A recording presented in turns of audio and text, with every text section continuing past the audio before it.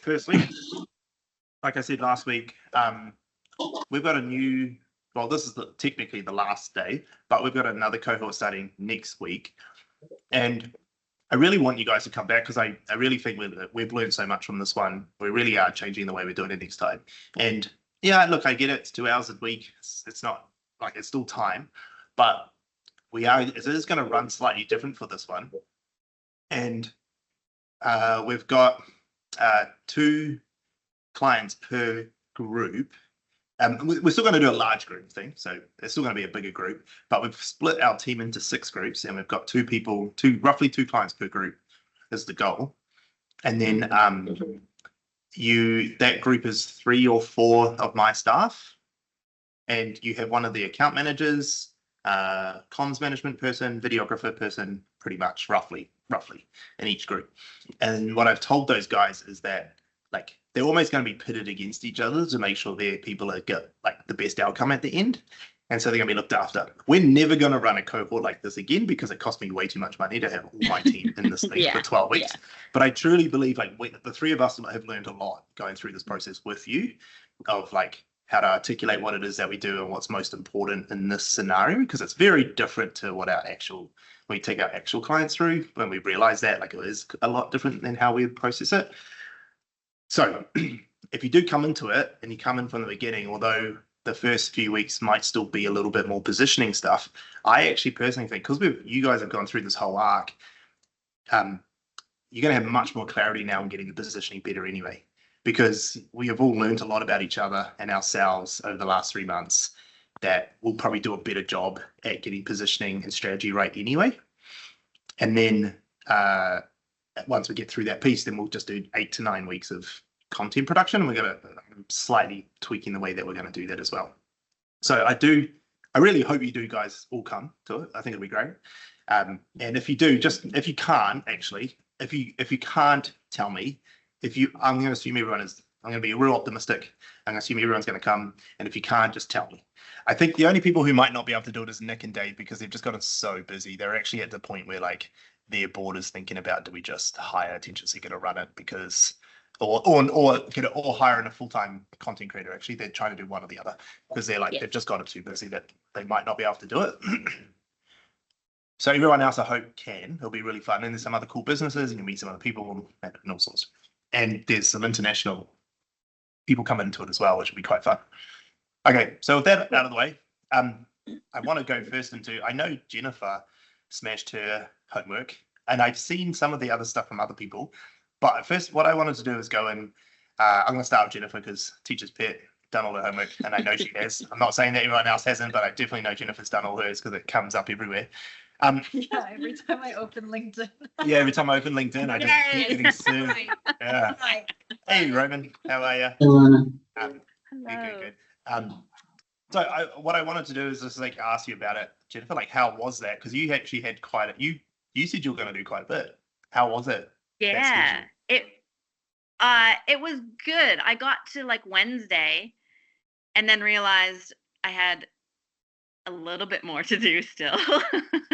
And then I forgot, like I had said, I think 5 LinkedIn posts, and I only thought I needed 4, that kind of stuff. But it was good. And I knew I had to get that much done because I'm going to Canada next week, and I'm not going to have as much, or I'm not going to prioritize as much time to work and things. So I wanted to have at least 1 or 2 videos kind of with that to put out. So I knew it was going to be a busy week, but it wasn't actually too bad because and I learned a lot, right? Because I batched 4 videos and then I batched 3 videos, and then there was things in between that I wanted to change, but then I had 4 videos that were kind of the same. So they're all out a little bit the same. And then I forgot a bunch of shit. And then it was like a good crash learning course thing. But it wasn't too hard. It wasn't too hard. What do you think the biggest takeaways were? Like, what did you think you learned the most from that process? To plan more. Definitely.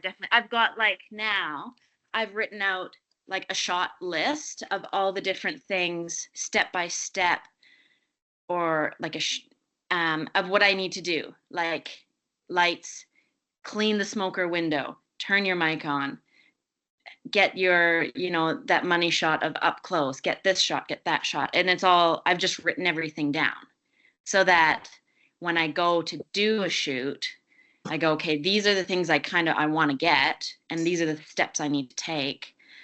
Because I'm doing it by myself, then I don't have to think about it as much, or I don't forget as much. And then I've just written down different editing things. So the font that I use every time for my beginning shot, or, a few different sounds or that kind of stuff. It's just getting those cues in place so that I can remember everything instead of, because I just wing it usually most of the time. And then it just, sometimes it works out. And then sometimes, like that one video that I was just way up close the entire time, it's shit. If I had it planned out better, then it would have been cool. Yeah. And then LinkedIn's just been easy. It just random thoughts that pop into my head every day. I'm like, well, that's a LinkedIn post. It's a LinkedIn post. It's everything's a LinkedIn post now. Yeah. I love it. So that's good. That's what it is. Yeah. Did anyone else have any relate to any of that she said, or anything to add to that? The idea of planning and pre-production and getting prepped for stuff. Storyboard essential. Yeah. Mm-hmm. Yeah. Even as especially we set up some lights and we're doing all these shots straight down, and we move to the stove, set it all up there, and we're like, oh shit, we should have done that other shot. That's the end shot when we had the light set up there. And it's just stuff like that. So actually writing down the tasks and the steps was a great idea. Thanks, Jennifer. Yeah. Great board. Yeah, that's a great point. Storyboarding's a great thing to do. It's hard to do it all the time, but it's if you do it, I mean, it makes everything so much easier. Cuts your filming time in half. Yeah. My intern planned out these shoots for us to do. I don't know, you might have seen them on my TikTok. They're a bit fancy. She's edited them all, and she just gave us the dialogue line and what the scene looked like. She didn't storyboard it, but she gave us every single scene. And so although we had to find spots to do it, it was kind of just I mean, if we had just done it on our own, it would have been terrible, because we would have been like, fuck this, it was 39 degrees or something. I was but because we had it, we're just get the shot, just do the shot, and then we just kept moving forward. Yeah. Good point. Anyone else? Tonga, you're on mute? Off mute?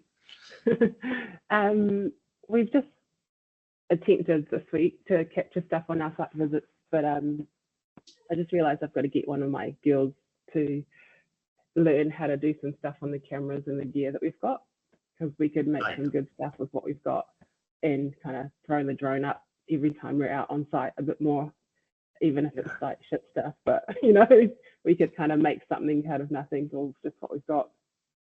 Yeah. But yeah, I think this week's big learning for me was I didn't realize how connected my personal branding was to the business. And so for a long time, my Instagram was on private, because I was just fuck it, people stalk me and I don't like it. But I've been able to see this connection where if I post something and share it on the business page, people will then search me, or people will search me and find the business and follow the business. So that's the big kind of aha moment. Cool. And I realized that I've kind of changed some of the settings on my Instagram so that I can see some of the insights. Cool. So that I could never see it before, and so I could be able to kind of see who's coming to my page through the business and my search and things like that. Great. Yeah, perfect. Oh, is that not set up automatically on Insta either? God, it's been so long. Difference between Professional. personal, professional, and creator. There's three different ones. That's right. Yeah. That's a good point to remember. I always forget that that's not automatic on Insta. Okay, cool. And I haven't seen. So did you get everything done? Because I haven't. Or no, you just got footage. Some of it. Yeah, I got some stuff up. And then I've just been playing or experimenting with what I post on my personal page and what I share on the business and vice versa, because I just see kind of two different audiences, but they're still kind of connected somehow. And I'm trying to understand how to best manipulate that audience to get what I want. Is there someone in your team who's okay to front a camera, like to be on camera? Or your guys pretty shy? They're like introverted, geeky designers. Yeah. Okay. But they're happy to like film and do whatever. But I Just stay find that behind the I get more interaction and more views when I'm in front of the picture as opposed to me taking a picture of something. Yeah. So that's for sure. interesting. Yeah, faces always do better. Yeah. Always. Every time. Humans just have that, innate ability to see a face, though. Just pick it out of things, right? It's like, how you see faces and everything, like in patterns and stuff. Like, it's just hardwired into our brains to see faces wherever we go. So, like, as soon as you see a face, your eyes lock onto it. Mm-hmm. Yeah. And then it just gives you that extra staying power. What did you find the hardest about trying to put out content? What was the hardest actual thing for you? Was it making the content? Was it like setting aside time to even think about it, planning, just pressing post? Like, what for you was the hardest part about not quite getting it all done? I think at this stage it's the written content, because I'm like, Yeah. oh cool, I made this cool little video on CapCut, and then I'm like, I can post it, but what do I write to go with it? Interesting. Or like, do I just do like a one sentence and let the video do the work and not worry too much about the written? So that kind of caught me this week. Interesting. That's a funny one, eh? We get that from clients. We get that from clients too, like, hey, what's the caption? Like, what hashtags are you going to use and all this sort of stuff? And like, I mean, me and Joni are probably both the two of the worst people at captions. No caption. Sometimes just no captions. just like a random word that has nothing to do with it. Or Emoji. like emojis. Just the eyes emoji. That's it. Or like my first sentence I said, just because I'm like, oh, I said that thing, so I'll just write it again. And I guess my point of the story is like it's not that it has no impact, because it's part of how algorithms determine, searchability, what the content's about. But it definitely doesn't have enough of an impact to have it stop you posting. Yeah. Yeah.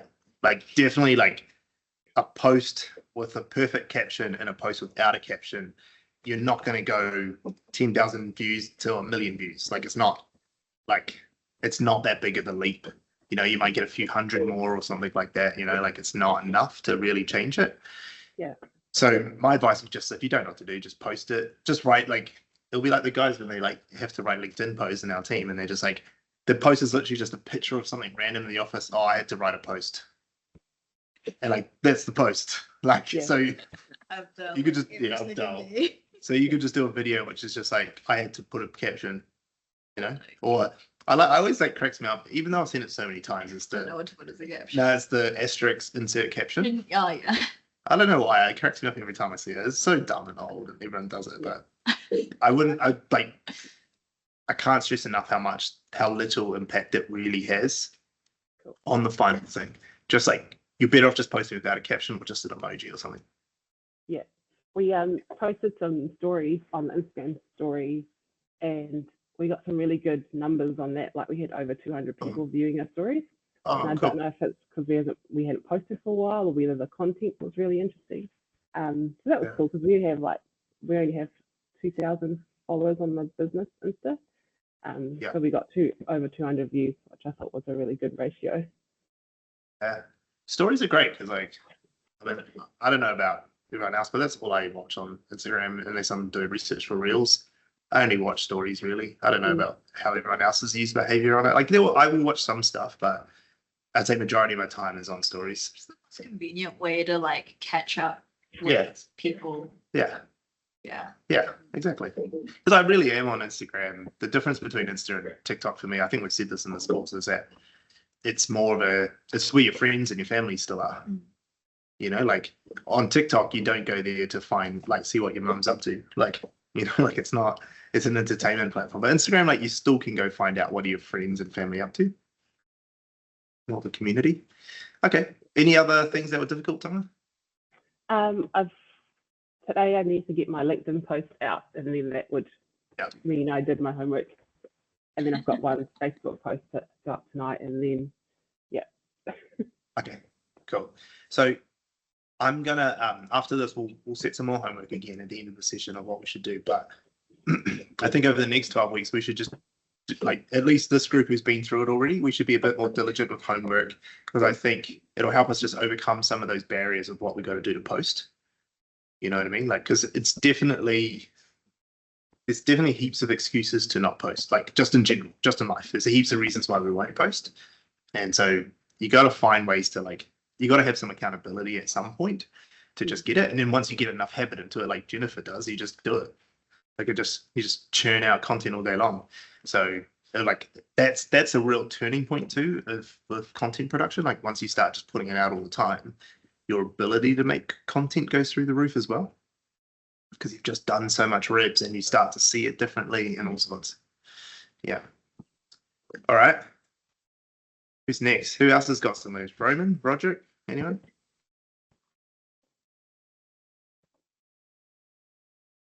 How'd you go with your homework? Yeah. I've just uploaded my third video. Just Nice. just to the cohort chat. Couple of takeaways from it. I definitely need to get better at editing, either editing software on a laptop. I've asked Shai just now if I can chat to some of the young fellas about that. So straight after this, I'll go and see them. It just takes a little bit long on my phone.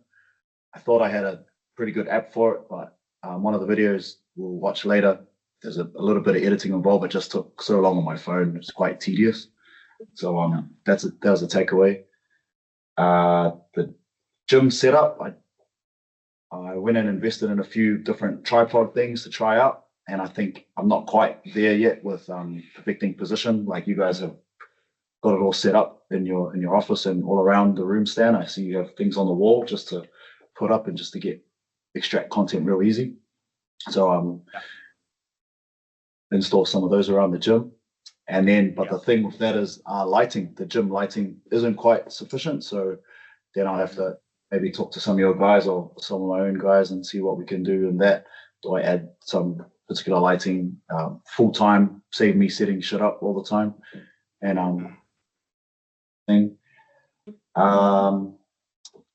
the storyboarding, yeah, I was pretty good at that. What do I have trouble with? Just probably, I've got these 3 videos that are quite rough, and that's what I want to show you guys to get some advice on, and then see if I can clean them up a bit, and then put them out to the world, and see how we go from there. Yeah. Oh, awesome. Nice. Just on the lighting in your gym, just because I know I've been there, there are lights that are like panel style lights. I can probably send you some links to some from Amazon or something, but they come with batteries on them. And in your gym, because it's so large, there's no real place to put a lighting. It's always going to get in the way and everything.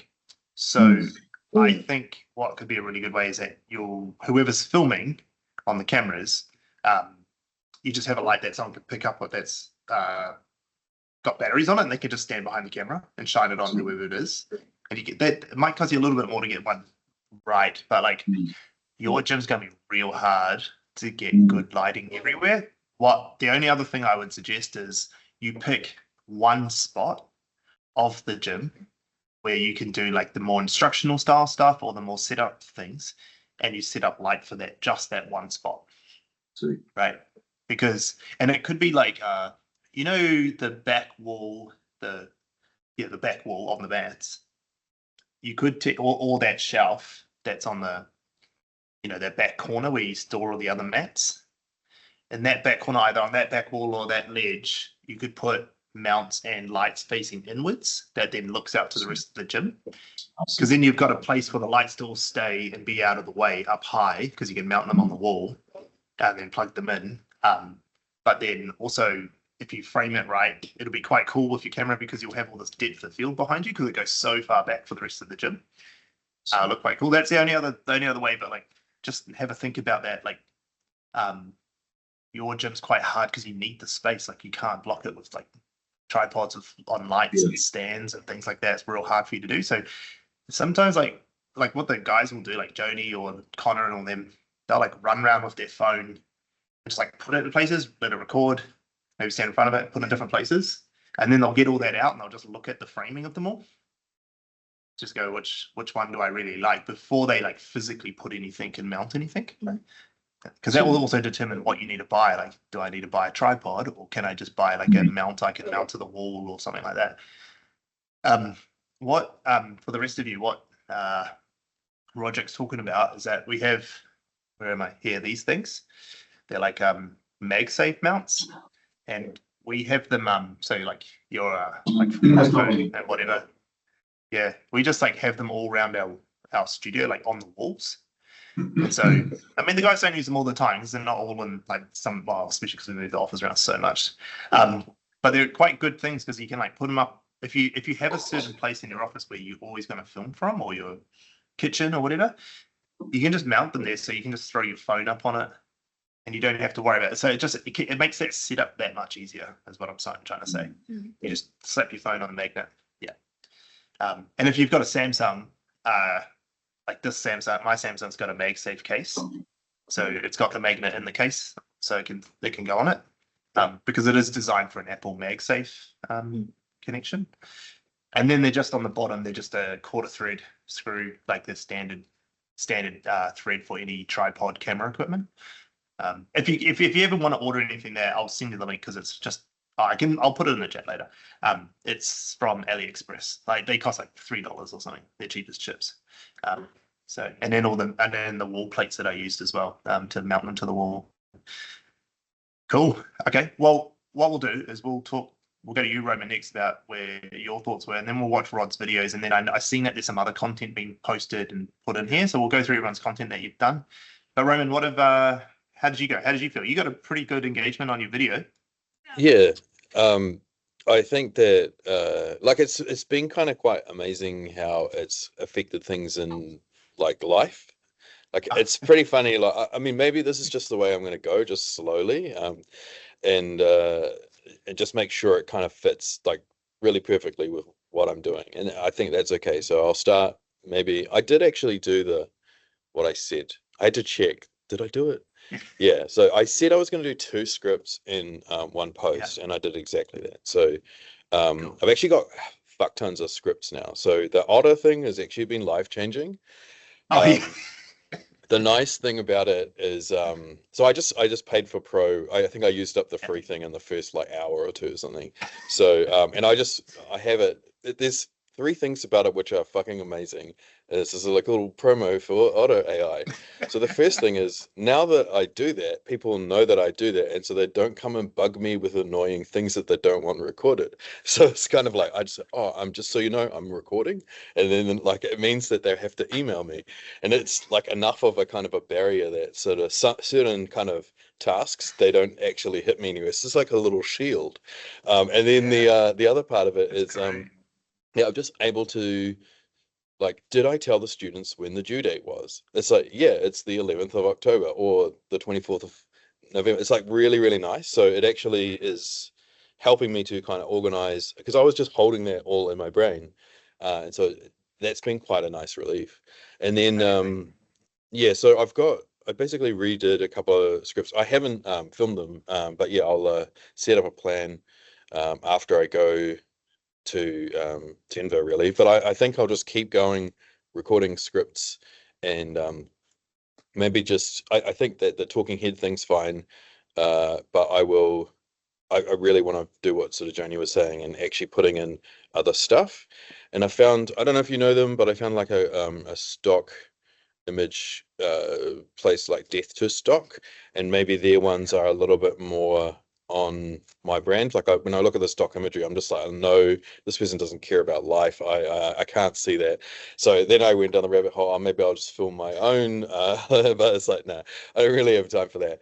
But just yeah, looking for kind of good quality B-roll and or things that make sense for the content. I think is really, really good for keeping people in. The only other rabbit hole I went down was because I don't actually have like a consistent font and stuff like what Jennifer was saying. Like I don't actually have that. Usually, I'd spend quite a bit of time getting all of that done if I was working for somebody else. So I kind of feel like I better, other than doing fucking Comic Sans, I don't really know like what to do unless I like actually spend some time and work out like a font that I'm going to use for a time about the display. But I think it should be good to go. I mean, I might need to see Connor again, I reckon. Yeah. Something like that.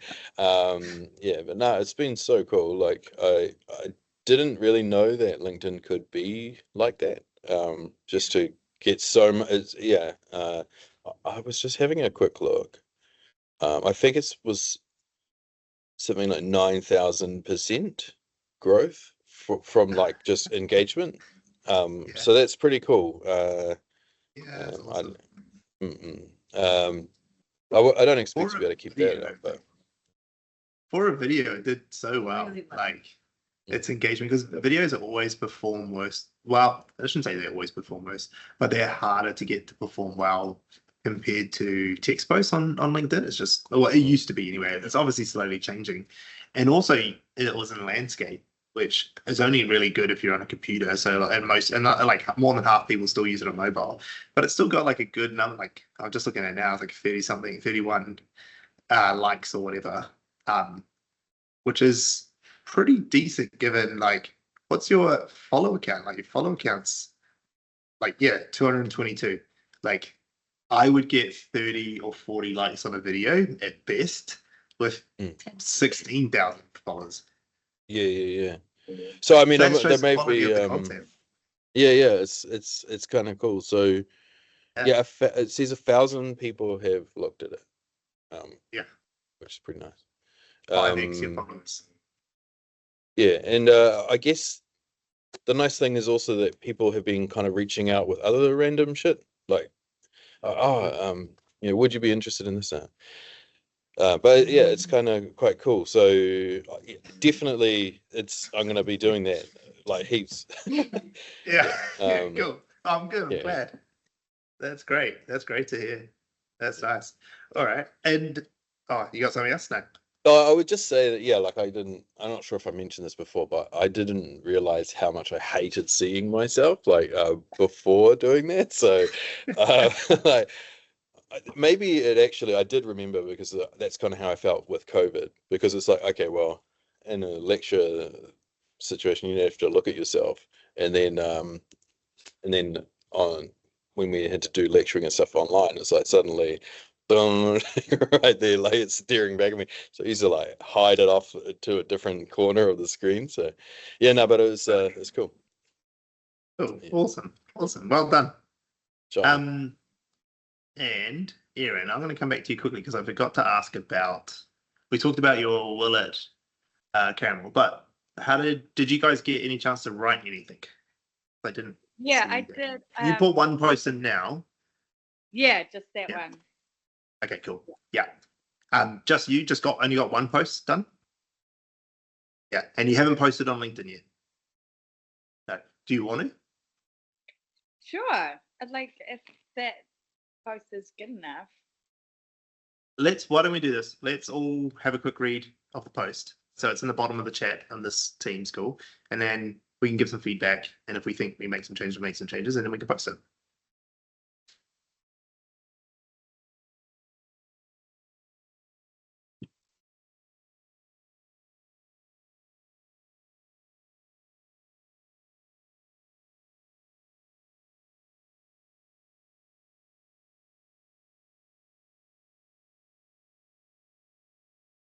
Like the opening line. Huh? I like your opening line. I know. It was That's how I feel sometimes. I know, it was my mantra last week. So, Do it, bro. Just do it. Just do it. I think it's Sorry, great. Erin, I think it's a really good post. Okay. It's a really good It post. follows the It's real- classic redemption arc, you know, it's like real like we're evil, but then you like you know. Yeah, I think it's good. I was trying for Clayton's the positive one. I think it's really good. I Like still it want to fly them. follows the format. It's got a great headline. I think you could probably condense that second paragraph into like a line that's your subheader. Make it real short. Just go, I want to fire on my staff. Life would be so much simpler. And then just you can just break your post up a little bit to make it feel longer on the page, but you don't need that much information in it because it's got got like a challenge thing and then the realization that you're wrong and then the conclusion. It's great. See, you can do it. Just watch your double spacing. I don't know if that AI is going to penalize you for that, but my partner, who's an editor, certainly would. What do you mean? Like, so after like in the first paragraph, sometimes I get to a crossroad where it feels like double space it, for instance, and then there's another one. It's very quick. Yeah. Okay, I will say that. The benefits of having dyslexia. Yes. Why am I reading that 5 times? Hang on, Nate. What did you say about I'm just writing it down. About I want to fire all our stuff. Yeah, then just condense that second paragraph to say life would be so much simpler. Yeah. Okay. And then you can go into your spiel. Cool. All right. Thanks. If I was to, I don't not want you to change anything. I'm just going to talk through some stuff that I think that I would do, but I wouldn't. You don't need to change it because it is. Nate's right. It's a really good post. I would take the getting bigger means I have to get more people up to speed, which slows me down, and then it goes straight into but. I feel like I would want to hold people in the negative a bit longer. Like I would want to give like 2 or 3. I would do 3. Let's be honest. I'm never going to do 2. I'd do 3 reasons why I want to fire all my staff and why I want a simpler life. Okay. Don't change this though. Just post this. Like, I'm just going to say this for everyone's sake. As like just another way you can write because you don't have to do this either, right, guys? Like, I don't want to complicate things. I'm just trying to say how I would do it. I would write 3 like real succinct points about why I want a simpler life and get rid of staff. And I would do the thing, I would say the cliched things that I know all business owners think about it, right? Or whatever that particular thing is, or the target audience think about it.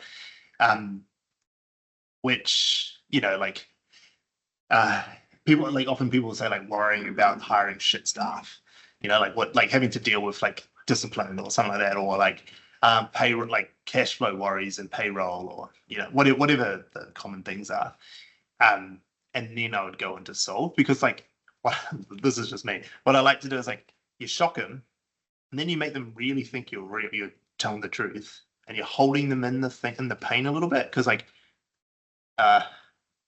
sometimes when we move too quickly through a story, not always, but sometimes the negativity part that contradicts the positive thing that you put down the bottom isn't strong enough to make it seem like a contradiction. You know, like it's not enough. You don't hold them there long enough for the emotion to come up to surface. And you'll see this in like movies where they'll hold you in the pain for enough before they give you the payoff, so that the payoff is worth it more.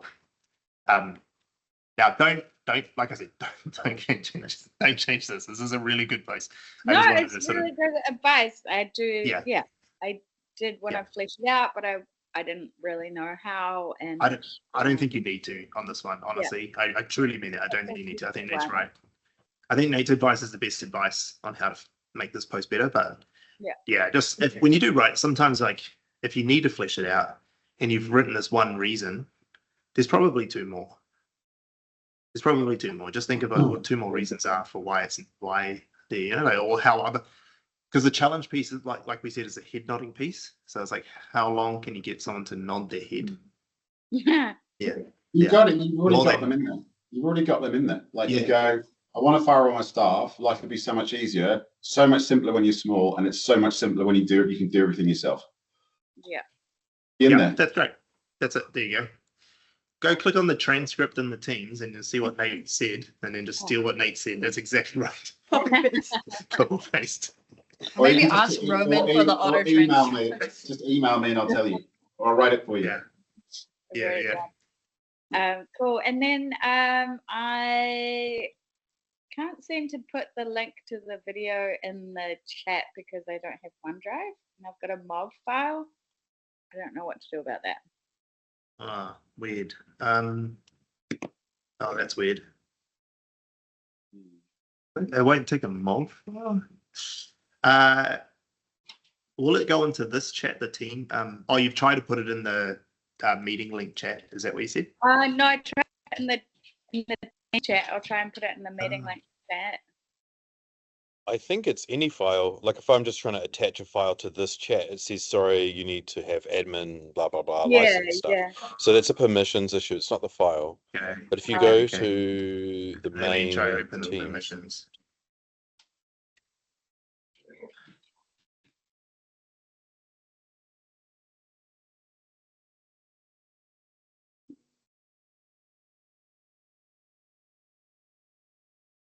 Oh no, security. No, Oh, never no. mind. I mean, you could always share your screen and then play it for us. I mean, it won't be as good because like with Teams is bloody useless at that, but Okay. we can try. Go to home.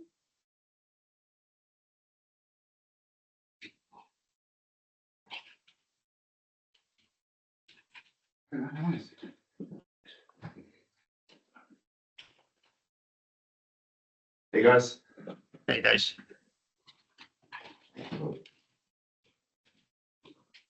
No,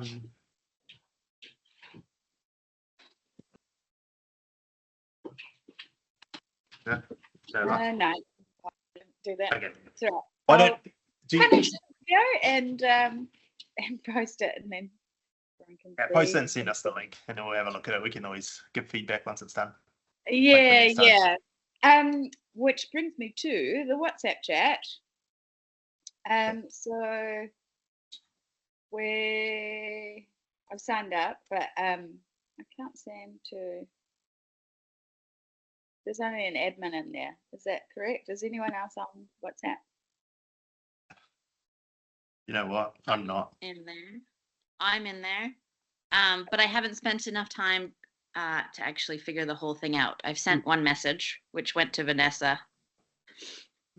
You know what? I'm gonna ask Vanessa now to send me the link because I can't remember where I put it. I suck with WhatsApp. It just I need to seems to get be into it. a different kind of thing as a community thing, so it doesn't run how I would normally use WhatsApp. So I was need gonna have a chat with Vanessa about it because like I was wondering about it. Like I don't know. I was wondering if we should just keep it in Teams because everything's still there. right, yeah. WhatsApp's in a whole nother service, and I think she just used it because she's used to using it with her family and things like that. So for her, it was like she wanted it more. Her idea behind it is that it's less in also when confronting, like more of a friends chat, so that you can share stuff and not feel judged. But I kind of feel like that Teams chat's kind of like that anyway because you're all sharing your stuff in there regardless, and it's just you guys. Like the second cohort. Oh no, the second cohort won't be in this. It'll be a new one. So, maybe that's what it is. It's because she wants to put all the future cohorts. That's got it. Okay, that makes sense. I get it now.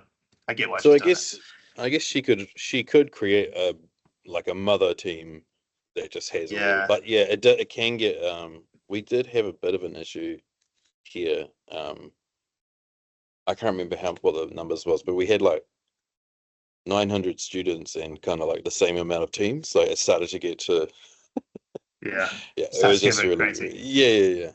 But it just says community admin. I've got no preference either way. Yeah.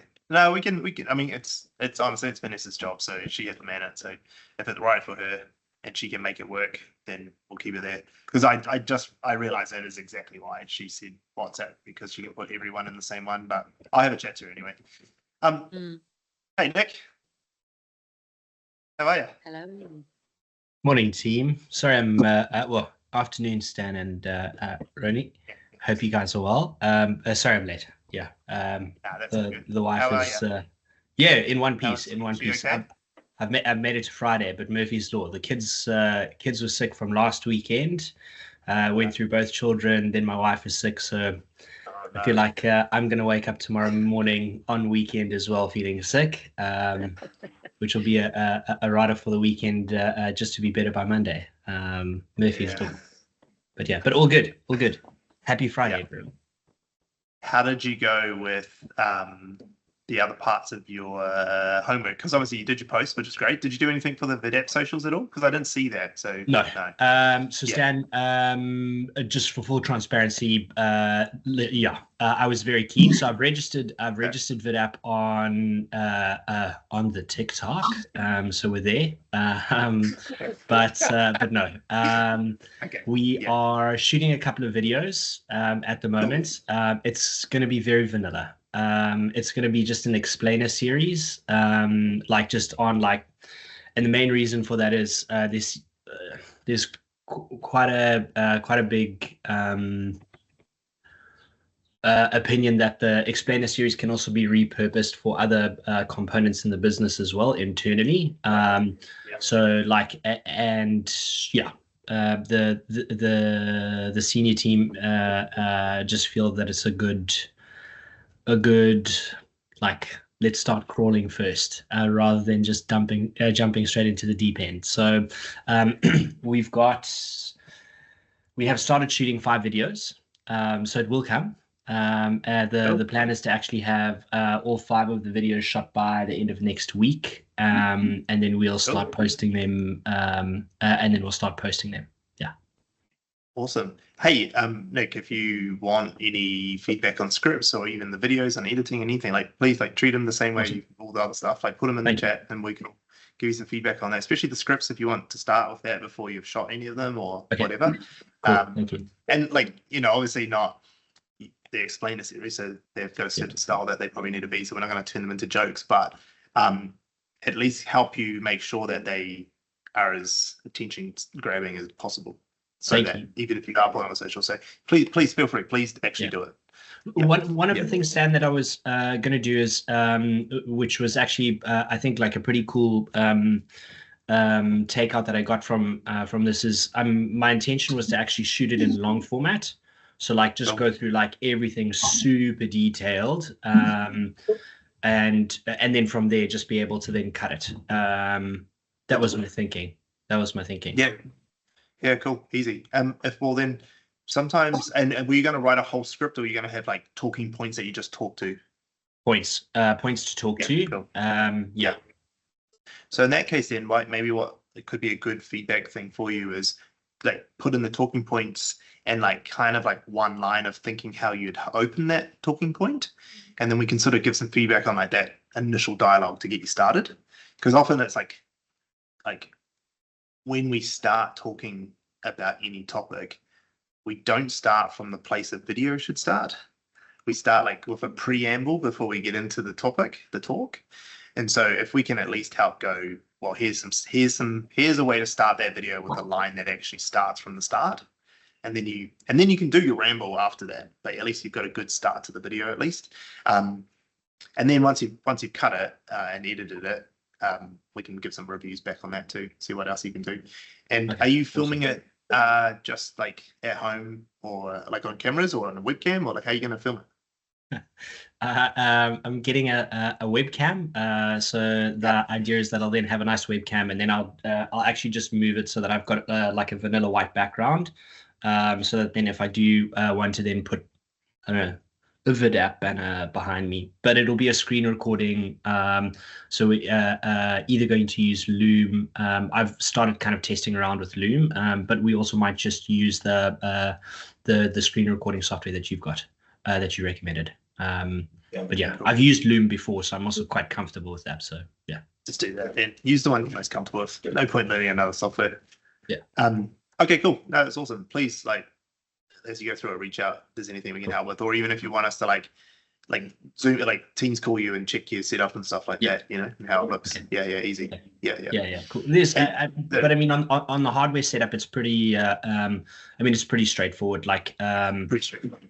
it's also super well documented in terms of like the kit that you need to actually shoot it. But no, so I'm definitely not planning on relying on just my my laptop's camera. Yeah. Yeah. Yeah, nice. All right. We might jump into like watching these videos. So on the main Teams channel, Rod's put 2 videos in, Rod's put 3 videos in, sorry. There's another one just coming now. Jennifer's got, how many you got in there, Jennifer? 1.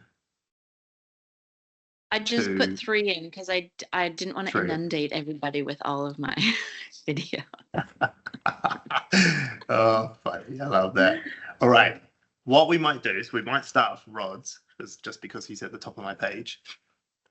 So we've got Dashvid 1. I'm just going to start on that one. Right. Why don't we all watch Dashvid 1? It's right at the top of the thing.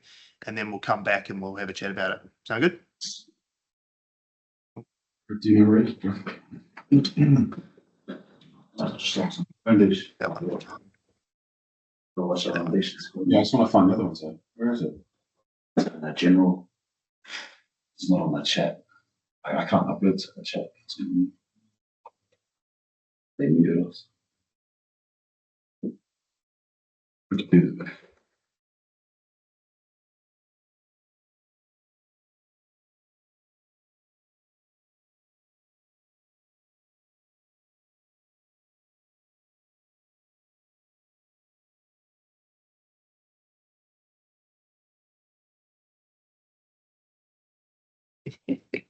I like it.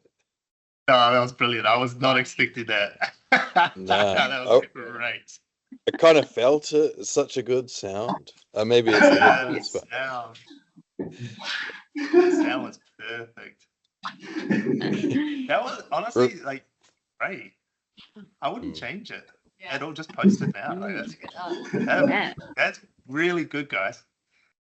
That It was Dave. sounds That was like- all Dave. That one. like actually getting Yeah. hit. Like, it's so Yeah. cool. The number of times I got slapped by my mate, like to make it realistic, because there'd be times when he would slap me and then I'd be like, oh, I was like, no, that's no good. So just hit. And those are actual slaps as well. So every time just. Well done. Really good. Like, I mean, there's, of course, like we could probably pick it apart, but what's the point? Like that was great. I would just post it. That was great. That's good. I was like, yeah, that was really good. I haven't really got any. I'm not gonna pick it apart because, of course, but like, there's no point. Like, I've seen videos like this do 20 million. Yeah. Yeah. It's kind of like taking the piss, but you know. Yeah.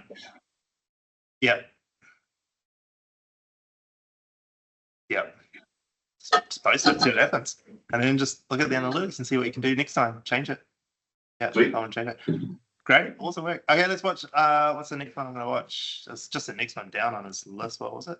I'm gonna do all Rod's and then we'll do Jennifer's. So I was gonna do personal profile. Fridays are my favorite. That one. So, yeah. That So one. just on that one, Yeah. it was going to be. I was going to get some advice around the wording. I was going to go point of view. Fridays are my favorite, and then maybe each stage of the Friday, maybe have a little. I'm at Taz. I'm doing this on the journey. But that was have a watch and see what he thinks then. And it's journey. Cool. Okay, I just gotta fucking figure out which one. Let me see this one. Oh no. Oh, I haven't got it. Shit.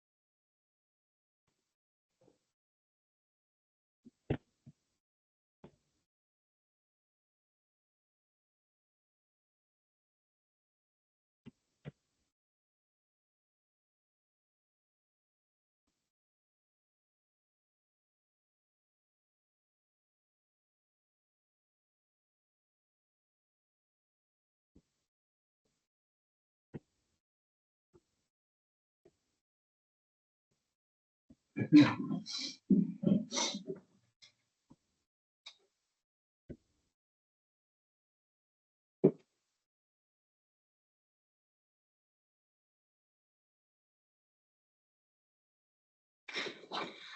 cool. That's cool. Joni said to just do 20 seconds of you showering and then stop it. It's a cold shower. It's supposed to be, I don't know, yeah, cold shower. Shower is That was cool. I liked the thing I like the most about that is they say you filmed all that shit. Yeah, good job. Good job, man. There's heaps of footage there love that you've had to capture. Yeah. Good. Yeah, cheers. It's shit. It's not easy. That's not Yeah, easy. no. Like that's the hardest part. Who else can think to pull? I don't pull out my camera that much. Like No. maybe Jodie does sometimes. She's got stuff, but I definitely don't. Yeah, that was That was all last Friday. Just put my phone somewhere, take little snippets, and then just trying to edit together. Either have a little caption for each stage, because that was actually the chronological order of the day, and it ended at 11 p.m. at that fight show, and then it was a bit of a hectic day. So I thought, oh fuck it, why not film? Because Fridays are my favorite day, and it's. What's everyone's thoughts? Feedback? I enjoyed it. Would you, with each like section of the video, would you try and make each one like the same length, or maybe shorten some bits? Because some were shorter and some were longer. I wondered, for me personally, maybe if it would, I don't know, flow better if everything was kind of more the same length, but maybe not. I don't know. That's good feedback. Yeah. I enjoyed the POV. Hey, Tonga. Sorry, I enjoyed the POV. I don't think I've seen that kind of POV on the internet. Yeah, and I kind of didn't know, trying to figure out what you do, whether it's boxing or, fitness or whatever. But I guess I've seen heaps of like fitness kind of POV and personal training stuff. That's a different insight. Yeah. Yeah. Yeah, I like that too. Kind of the day in the life of thing. I don't know if there is like a day in the life of trend, or format on social that might be good to kind of follow a little bit for the editing, because you could kind of go down quite a big rabbit hole about how to edit that. And like when I look at it, I'm reminded of this kind of sort of essay style video essay. Often you'll leave the audio going from one to kind of tie it together. So some of them don't have that's sort of what it started to suggest to me. But I figure I'd be just looking for a logic that I could hang it on. Like, what is the sort of current format for this thing that we can just say, oh yeah, this is that. I understand that. It's a day in the life and it looks like this. And try to keep it like, it's super nice that it has this twist, like punching and then like cuddling, it's like it's actually really beautiful, to have the whole spectrum. Yeah, I thought it was cool. I think my favorite video was of your chart on the swing, because you go from this high performance fit, like doing pull-ups, crazy intense stuff, to just, everyday normal. I can relate to that. Yeah. Rod, I feel like maybe you could, even with that, like the instances where you're either training yourself or you're training guys at the gym, like you could even speed that up. But then like when there's like a family moment, like you slow that down. So you have that like, high pace, bang, bang, bang, bang, bang. And then it's like, cool, like family moment, like there's your daughter on the swing and it's slow and it's relaxed. And it's like, oh, wow, cool. Like we're taking a breath and a pause. And then the only other thing that I thought of, which was interesting, is potentially also just adding some captions. So it's like day starts 5:30, cold shower. Sorry, dog's going bananas. Yeah, cheers, Nick. Yeah, that was the plan, just a little caption, either time and maybe place along the way. But I thought I haven't done that yet, so I thought I'd just put it up for a bit of feedback. Back guys. I don't know about location, maybe at the gym, but maybe not at home. Because like, I mean, if you're having a cold shower and it's the start of the morning, and like that would be obvious to me that it's like cool, like you're at home, you're starting your day. You know, and then you might get people trying to follow you home because they now know where you live, which might be a bit weird. Well, you definitely want people to come to your gym though. So let them know where that is. I don't know. Yeah, that's what I was thinking too at the time. Yeah. Nate or Joni? Yeah, I mean, everyone's pretty like bang on, like just anything to give context. So whether it's like day in my life as a blank or timestamps where it's like 7 a.m., 8 a.m., 9, and then keeps going or whatever. Just context, really. You could add a voiceover. There's so many ways to do it. It's really up to you. The only thing that I think I lack, which you already know, is the context, which can be given through text on screen. So, yeah. Anything else, Nate? My only thought on top of everything else, which is all great feedback, is just to make it more frenetic, and then the end is more like. It feels like there's a tension there, like all the manicness of the first part versus the laying down at the end done bit for the Friday bit. Because then it becomes that's the best bit about the Friday, which is the funny part. Unless I'm misreading it, does that make sense? So I'd make that edit at the front more frenetic, like more faster cuts, and then get to with the times on. This is my like Fridays. I love PFA. I love Fridays, and it's like fucking full on, and then it's like done. I see. Does that make sense? Yep. It's kind of like similar to what Nick was saying. It's like having the energy in the more chaotic parts, and then similar process. Like and cut speed and speed of footage and stuff like that. Definitely audio, plays into like the energy. Audio craziness. Yeah, lots of crazy audio is good. Like you've got it already in there. It's just to. Yeah, Rod. My on top of everything else, but I think the context thing is the main thing. Like voiceover, on-screen text, whatever it is, so we know the story we're getting taken for.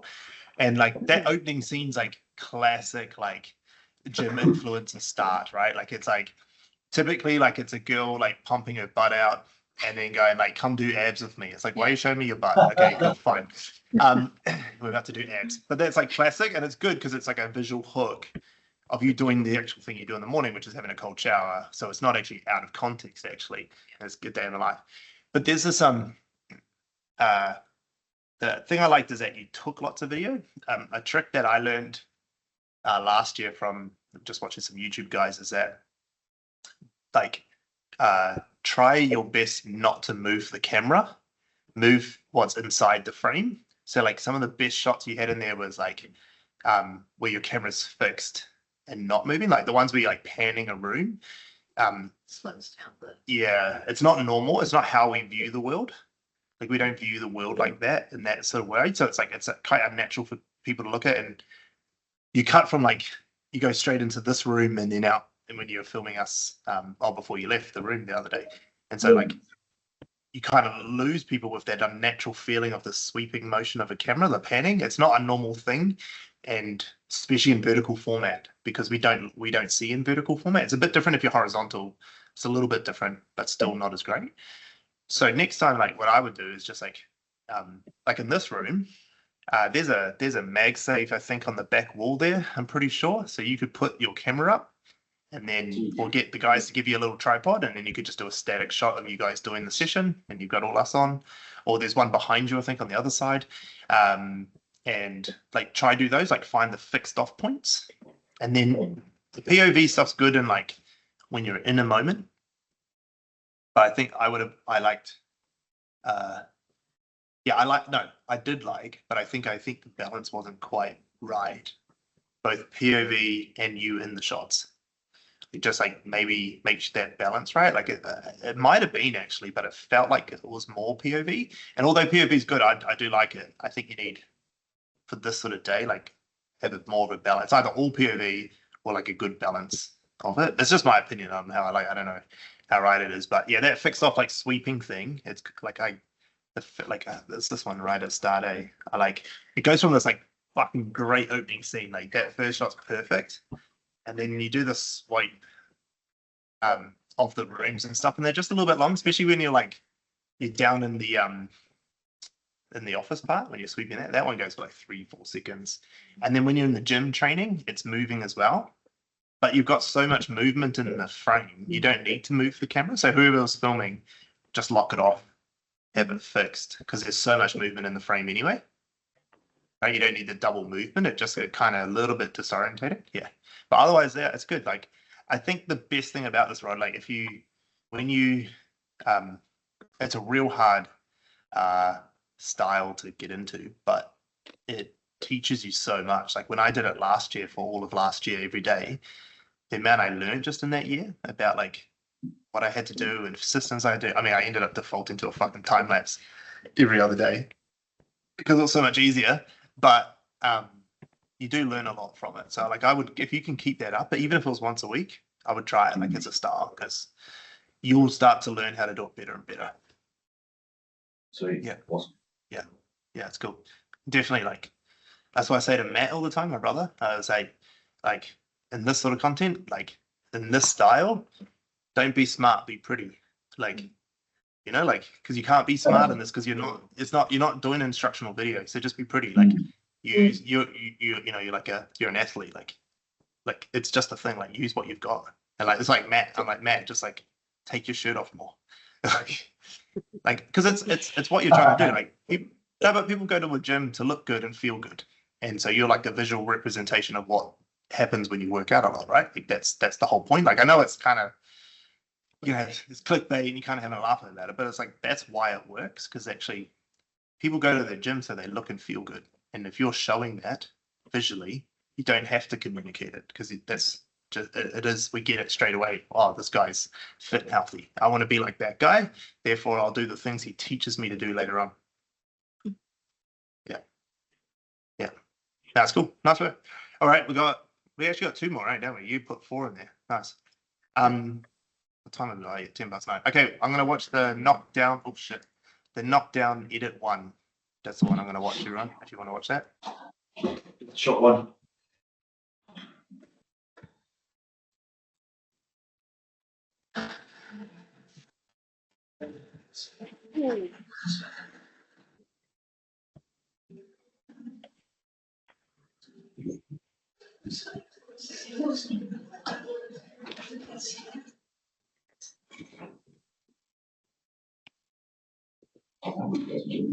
Yeah.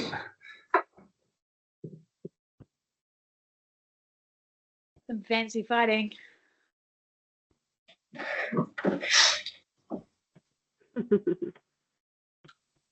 Cool. Was that just they weren't doing it, like you were just filming? It was just filming, bit of sparring, Yeah.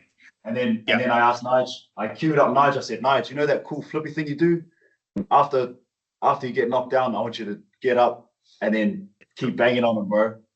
And then I asked Wits. I was like, Wits, give me a mean sweep. Just throw this guy on the ground, make him look stupid. And then he got up and started attacking Wits, and he got triggered. So they both got triggered. So we just used that. Yeah. Nice. And I got another instructional. I guess what time we can just watch the other one if you want, Stan. Oh yeah. Okay, cool. Yep, the edit 1 factory audio. Yep, watch that one and we'll come back. Okay.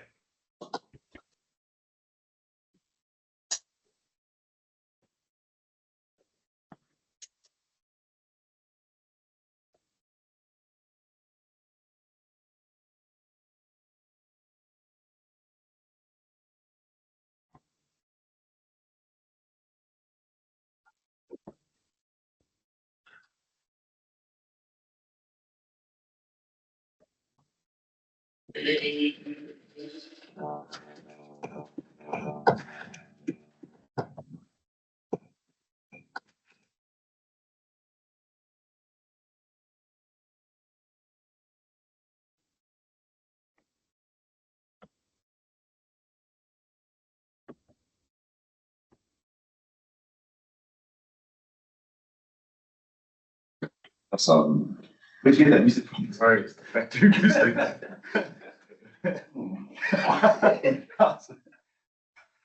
But if you go to Instagram, at least I can use an actual audio tracker. But you can't use it on there. No, you can extract audio from videos. Yeah, but on Instagram, but not on my editing software. What do you use? I just have to use the factory stuff. Yeah.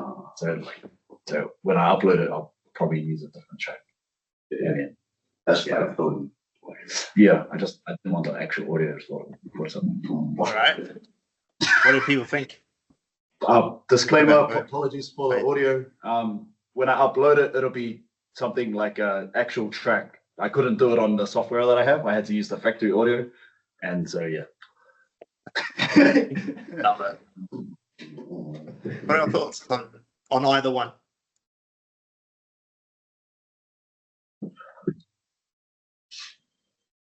I think for the first one, I think when he jumps back up, like that's the video for me. Like I don't know, it kind of gets a bit boring on the second part, and then on the second video, I just think it's awesome. I didn't get bored at all. I just want to keep watching you like get inside his guard. It's like real fun. It's like, oh, yeah.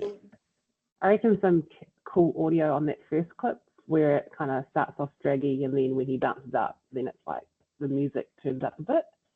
I think that'll just build the intensity of that video. Yeah, good idea.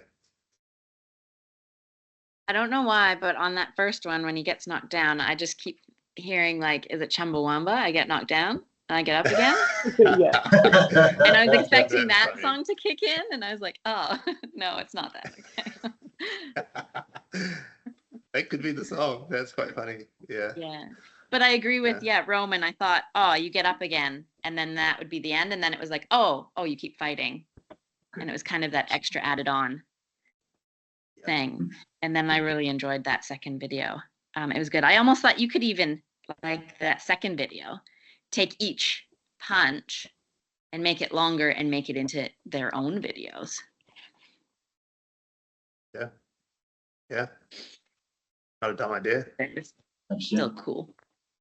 I think like with that first video, similar to like what Roman said, like maybe not necessarily after the get up. That would be a good point to finish. Like maybe after Nige will get up and then he does that combo of punches, and then maybe then after he does the head kick, because you've also got Wets coming back, and then like they start to. I think you can just get rid of that number one. For sure. Yeah, and then like the second video. Did anybody think it was maybe perhaps hard to see a little bit? Like, was the background kind of clashing with like the pads and stuff? Could you guys see properly or no? Yeah, you can see properly. I did actually think that the person walking in the thing is a little bit distraction, and I would put the text there, like instead of over you. That was just the thought that I had, is actually there's a person up in the back there. Yeah, bastard walks through.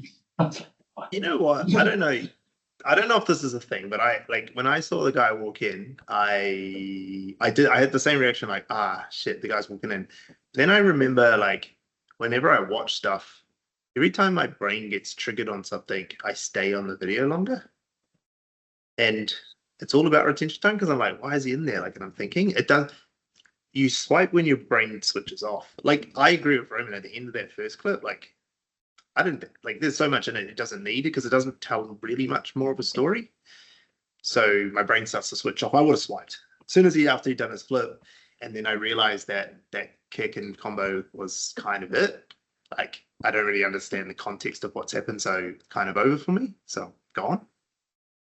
But yeah, there is something about those dumb little things. It's like we had this clip once where I think Joni was doing some dance or something in the studio. She just piped up. You're doing something, and then like Caitlin and they walk in, and then they like walk back. And then they walk back out, and that was like 40% of the comments. Yeah. Just like fuck jokes, like not doing TikTok today, Joni, like something like that. Like everyone just going on about that thing. So it's like the mistakes in the videos like that sometimes end up becoming the talking point. So I know it's like a weird thing because it's like actually for a really nice instructional video, like it's like you wouldn't do that. Like you like You tell everyone to go away. Yeah, tell everyone to fuck off. Like this, we're on set. Like go away. But on TikTok, like sometimes it's kind of funny. Like it's if not funny, it's at least like I'm now thinking. So if I'm thinking, then it's good because I'm engaged. Yeah, yeah. The first one, I don't like. I agree with Raymond. I think it should probably be cut shorter. Maybe straight after he gets up, maybe after that kick that he does. But I also think that the story there could be a different story there, which is, what's the guy who does a sweep? What's his name? Wits. Weeks. So it could be a story about him not like finishing. You know, like that could be another story. It's like you do a sweep and you get someone down. Like don't just let him go. Like he's not finished. Like like. Don't let your guy get back up. Like there's another story there. Like you took your things off, you lost your opportunity, and now the other guy's got the win, kind of thing. So I think there's even other ways to craft a story, and I just think that's one option. I think there's like a couple of other stories you could craft out of it. There's also Oh, cool. like, Is it maybe like he's saying that it would be like one video where he gets knocked down and then jumps back up, and then a completely other video where he jumps up? Is that what you're saying? Like, possibly. I reckon it's the same. It's the same video, but like the context given in the on-screen text changes the story. Like who's the protagonist in the story? Yeah. Is it the guy getting knocked down, or is it the guy? Okay, cool. The other guy. And so, like, which is a stronger story or lesson to be told will be determined by how many people rewatch it. Because like getting back up is like a real motivational thing. It's like, yeah, good, get back up. Like, don't just like go on the ground. But the other one is like kind of a negative thing. It's like, bro, like when you got to finish the job, like don't half-pass the job. You probably will get more engagement on a negative, like a thing where people can critique, where people can come in and be like, yeah, he should have done this and he should have done that. Whether or not you want that sort of engagement is another thing. But I'm just saying there's like two ways, there's multiple ways to tell the same story. You gonna say so?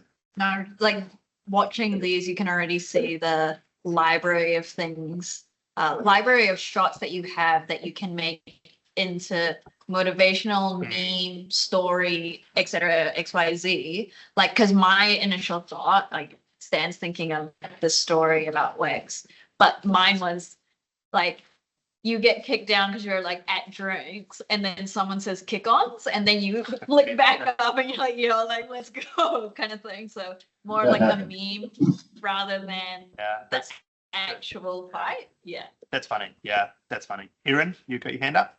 Yeah, I was just wondering, I don't want to derail it at all, but I thought you could maybe use these videos as an example of like what channels these would be best on. Like, would you put, is TikTok strictly for the like funny blooper style, and then the day in the life is more story, and the how-to is more reels? Yeah, like, can you speak a little bit about that's a really good question. The messaging through the channels, and whether we're just like spattergunning all over the channel, just putting the same freaking video everywhere and seeing what happens, or is it more strategic? It's a really good question. I'll kick us off, and then Jodie and Nate can come in with their opinions over top. But there's like, you have to caveat this answer with it depends. And so I'm going to be a politician here. And it really depends on the situation. But I think there's a couple of scenarios. I think for like a lot of people in this room, it's going to come down to time and resources to manage multiple social accounts. And how much time do you have and resources do you have to manage multiple social accounts? So if you have enough resources, then of course, the more social accounts you have with different styles of content, the better, because they'll find different audiences on different platforms and whatever. The less resources you have or time, the more consolidated you want your content to be, and you just want to go after one platform initially. But the thing is, at that point, if you, for the foreseeable future, going to have a pretty low resource capability for it, like, you know, like it's quite expensive to run 4 main channels, like in time and money, right? So not easy. Trust me, it costs me a fortune to run our internal content. So I get that. You might just want to repurpose content across all of them. Because you still want a presence on all of them, right? Because like, especially say like you guys there, and like you've got such a broad market target audience because everyone eats chocolate, and yeah, of course, like you've got a certain part of the market, but actually long term your goal is to like get quite broad, actually, to sell a lot, like all sorts of people eat your chocolate. So just being on TikTok won't be enough. Like you'll need to have a presence on all the social media channels, but you might not have the resources, or you might have the resources but don't want to put them onto social media. And so you might just go, you know what, we're going to do one set of content, like proper production content, and we're going to put it across everything. And so there's pros and cons to everything. The pros, obviously, of doing one lot of content, one style of content across all platforms is cost and time. It's much cheaper to do. And there's software you can use. We use a software called Repurpose, which literally, like, you just post it onto TikTok, it'll go and grab it and then post it everywhere else. Costs, I don't know, $50 a month or so, $100 a month or something like that. So it saves you doing the multiple postings everywhere. It's just called Repurpose. .io is the website, repurpose.io, if you need it. The doing multiple accounts with all their own strategies, the pro of that is that you can find very different audiences on each place, like on LinkedIn, on TikTok, on YouTube, and Instagram. You can have all these wide audiences, which gives you much broader reach. The con is obviously time and cost. It's very expensive to do that. It costs a fortune to run 4 or 5 channels. And then my thoughts are that you should the way you should do it is you should have for all of you guys at the point that most of you at is that you should have your personal brand, which is going to be like the more like Rod's day in the life video, like that was, I'm assuming, his personal profile, which he said in the caption and the text.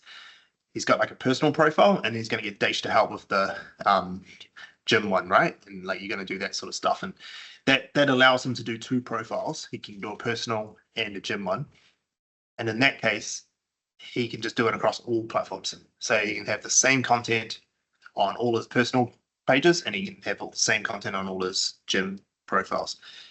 That's how I would do it for most of you guys. I wouldn't bother having like 4 different profiles. It just gets real hard. Like have a business one and a personal one at most, if not just the business one. But yeah, I wouldn't try to do lots of different types of content on one channel, unless you're experimenting.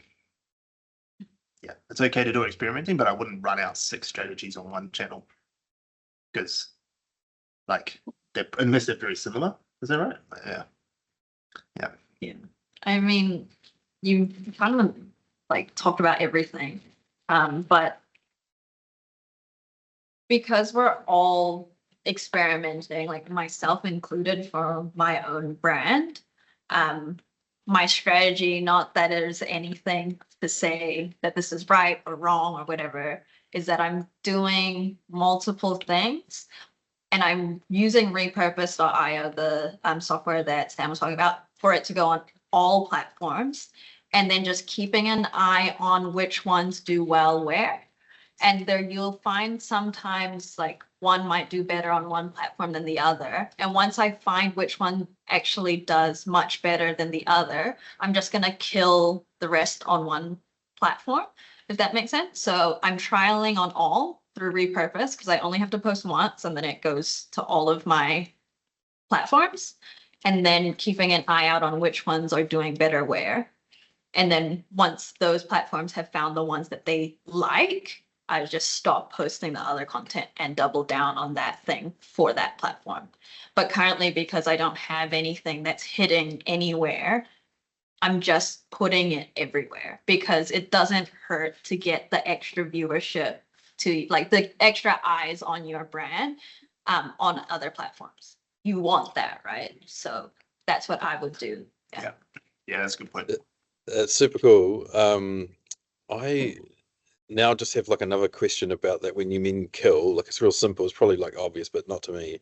Do Do you mean delete what you've already done, or just you don't continue to post that particular type?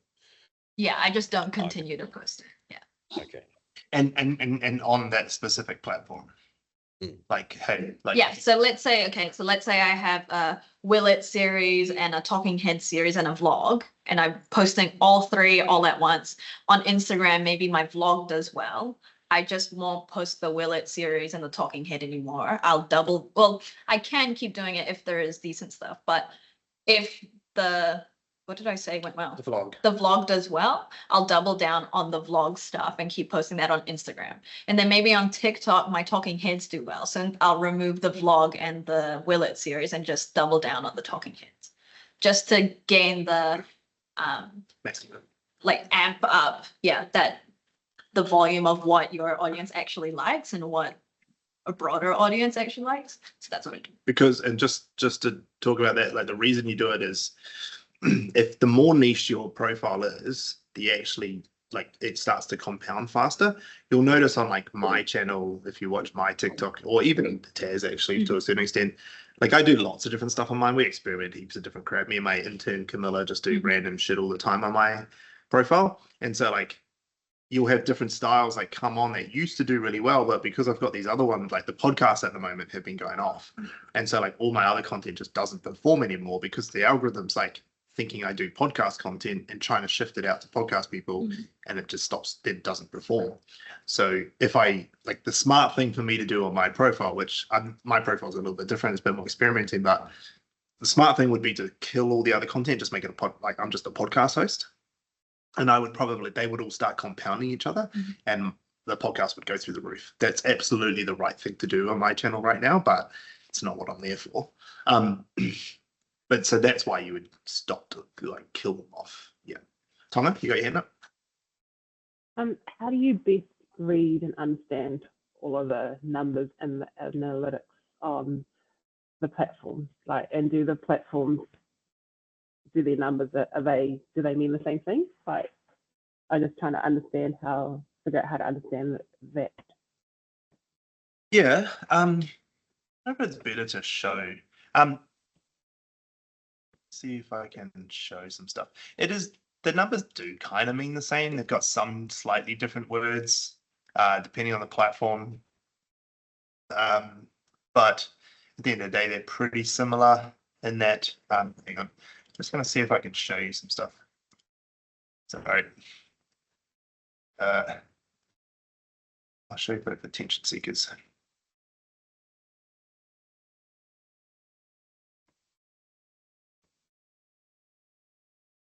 Yeah, my screen.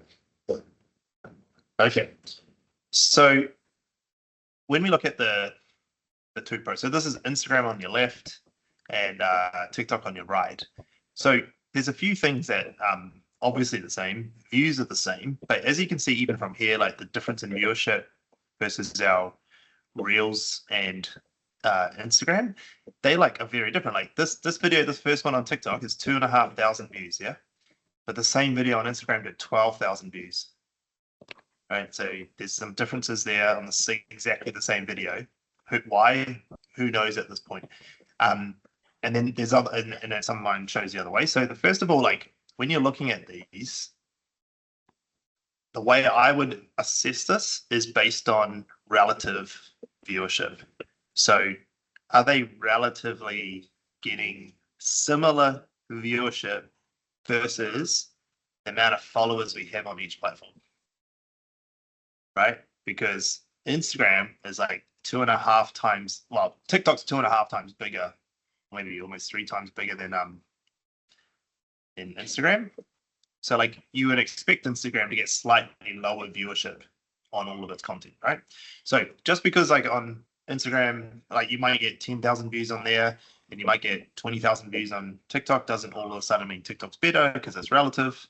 So I would first look at all these things and I just take it all with a grain of salt. Where I would see stuff going, oh, this is really flopping, is if you look at Instagram, no, I wouldn't say it's really flopping, but it's the best example I got. These 3 videos here, the New York Olympic ones, they all sort of sat under that like 3 to 4K view for us.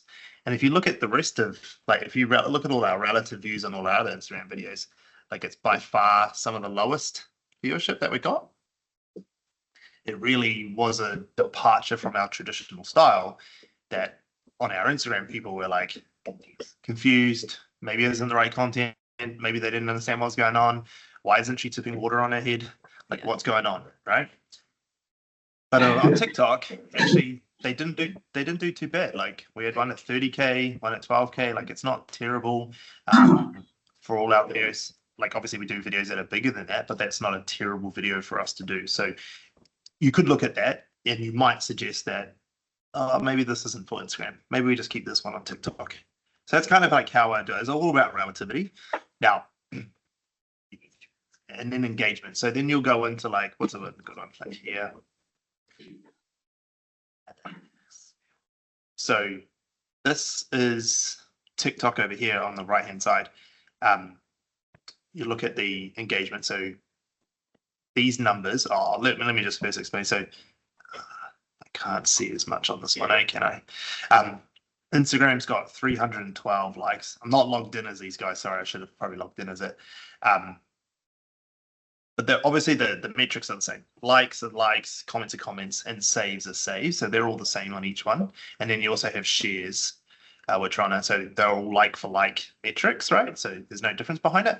But this, what you would do is look at the percentage of these numbers up here, combine those together and divide that by total viewership and get yourself an engagement percentage, right? So 144 plus 28, what is that? 160, 172, 174. So 174 is how much engagement it was on this video. And I would divide that by 2,500. And so what is that, like 6% or something like that? What did I say? 172 divided by 2,572. Yeah, so 6.7%. So, or 6.8%. So 6.8% engagement on that video. And then on this one is 312 divided by 12,000. So it's like 3% or something like that. 2.5%. So then I'm going, oh, wow. Okay. Now I've got an engagement rate. Engagement rate tells me how many people interacting with it. And then I also have that's also a relative thing as well. Now, this is a lot of this is probably going over heads, but this is how I think about it. I need to understand what's my average engagement rate on TikTok. My average engagement rate for us is about 11%. So that video was 6.8%. It's below our lowest engagement. Therefore, it's not an engaging video for our TikTok audience. Our TikTok audience doesn't like it, and it's hence why it's got the lowest views of everything we got on there. On Instagram, our average engagement rate, it's kind of a hard one, but it sits about 3, 2 or 3. It sits about 3. It's a lot lower. It's about a third of what our TikTok is, maybe a little bit less than that. And so that one's bang on engagement rate, right? It's about 2.5, 3%. So it's actually for our Instagram is the right engagement. So I'm just going to stop and talk to you because it's hard to look at this. So what I guess I'm saying from that, the way you look at all these things and make these calls is there's no right or wrong answer. There's no true science behind it because things fucking change all the time. But I would just be looking at it relatively. And then I would be looking at it over time. So I'd be going, okay, cool. On average, we usually get this many views, or, we always get above this. And this series is getting below that, and its engagement rate's below it on average over time. Therefore, I should probably stop this. But I wouldn't do it off, like if I was trying a new style, I definitely wouldn't do it. Like you might do it a bit earlier sometimes.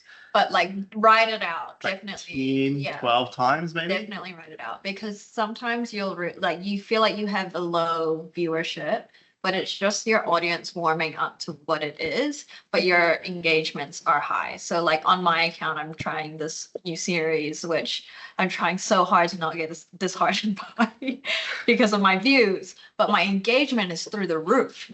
Like some of the best engagement percentages I've ever gotten.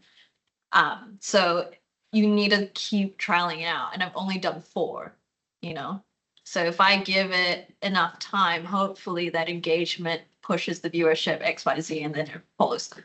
So. Did I even answer your question, Tonga? Yeah, good. Okay, because I felt like I started going on a tangent and I started getting geeky now on things. It's so interesting, man. Like honestly, like that is like really quite helpful because I didn't know, like, you know, when you said before, like, oh, it's like going really well. I'm like, bro, it's only got 30 likes. What the hell are you talking about? But I know you, like, I was thinking, oh, it's good that it's people are engaging with it. So that's what you're talking about. It's quite important for the Well, like overall thing. yours was so good because I felt yours was so good because like I looked at your follow account and you had like 200 followers, and then you just told us you had 1,000 views, so 5 times your amount of people who follow you viewed it, and then like a seventh of all your 1 in every 7 people who follow you liked it. Now, if I was to get that, like, fuck, I'd get like 80,000 views every post I put up, right? Like, fuck it, they'd be going off. You know, like that'd be absolutely insane if I was getting 80,000 people a post. Like I'm lucky to get like that, like I get about 150,000 views a month, and we post every single day, right? So your relative ratio for that post is really good. Now, obviously, the smaller the followership you got, the easier it is to make those numbers look quite impressive. But trust me, we've seen people who posted for the first time with 200 followers and get like 45 views. So like you know, so actually you gotta take everything relatively. Like you can't just be like, oh fuck, these guys get 4,000 views and I only get 30. It's like, yeah, but like you don't have the viewership or you don't have the longevity either. Like there are people like Joni's got some friends who are influencers who've got quite small accounts and had them quite small for a long time, and their viewership, oh, I shouldn't say small. I say small relatively, again, small, like 50, 60,000 followers, not small. But they've been at that size for quite a while.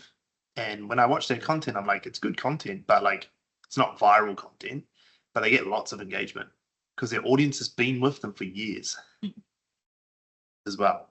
So that's another factor for engagement, like time. Like we get, even on our worst videos, get an unfair amount of engagement just because our viewers have been around with us for a couple of years now. Like sometimes we'll put a video out and like it probably shouldn't have. Like I mean, a good example actually, like my account, I'll have very low viewership, but I will average roughly a 20% engagement, which is astronomical. Yeah, right. Like when I tell people that my engagement's at 20%, they're like, there's no way that's your average. I'm like, yeah. Yeah.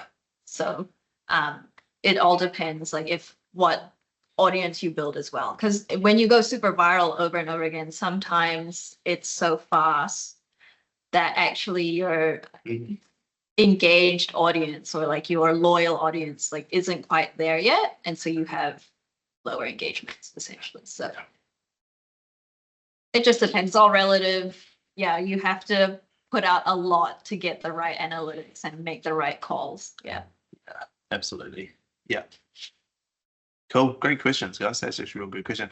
I mean, to answer more specifically, Aaron, for like some real hard and fast rules that I would say about where content should go and the way we kind of think about it. No, sorry, I shouldn't have said hard and fast rules. More general rules is what I meant to say. More general rules of where content should go is, I think of it like this. I think of TikTok as entertainment. Like, can I entertain people? I'm showing people that do not know me for the first time they're going to see this video. They need to love just this video for itself, not for anything else, just this video. On Instagram, I'm thinking about like now what's in the current. I'm thinking about my followers, people who know me, because I know my followers are more likely to see this than anyone else. Like you on TikTok, technically more likely randoms will see it. On Instagram, more likely your followers will see it, initially anyway. And there's a current thing about Instagram, right? Like on Instagram, you can put on stories. And stories are right now, they happen in the last 24 hours. So it's like this real current thing. So when you put the type of content you put out there can speak to today, because people are like, oh, cool, that's what they've done today. Like, you know this because you've done stories. Like when I watch you at the chocolate thing and stuff like that, I knew that was happening right then and there. So it's Instagram. And then on Facebook, a lot of the same stuff applies with Instagram, but I think somewhat the difference with Facebook is community. Like there are different, I think, did we talk about this last week? There's like, marketplace, or there's community Facebook groups, or there's like like actual family, like from like all sorts of family and friends and high school friends and all sorts of stuff. It's almost like a phone book on Facebook. So therefore, like the way you interact with people is sometimes different. Like someone once said, to put it in a real good way to me, that you wouldn't plan Facebook, like you wouldn't plan a birthday party on TikTok. You'd plan it on Facebook, right? Like you wouldn't be like, hey guys, come to my birthday party. I mean, I don't know if people still do that on Facebook anymore, but you know, you would do that on Facebook. Like you'd put an event out, and it's like it's more community based. So that's kind of how we think of it as well. Like community, like closed Facebook groups are fucking still super powerful these days. Like people with closed Facebook groups do so well with them. Like watching the shifters. I don't know if we talked about this in this.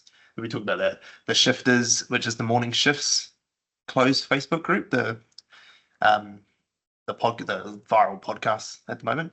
Anyway, they've got 50,000 people in their closed Facebook group, and whenever they post content in that, it goes off. And when they do like a pre-sale, they did the 660 tour pre-sale in that, and it sold out in minutes to this really super loyal audience. Now, Facebook groups are hard to build, but if you can find the right way to build one, and they're so valuable. They're like having a newsletter list. Like it's just super powerful. So anyway, that's just a bit more general. And then on YouTube,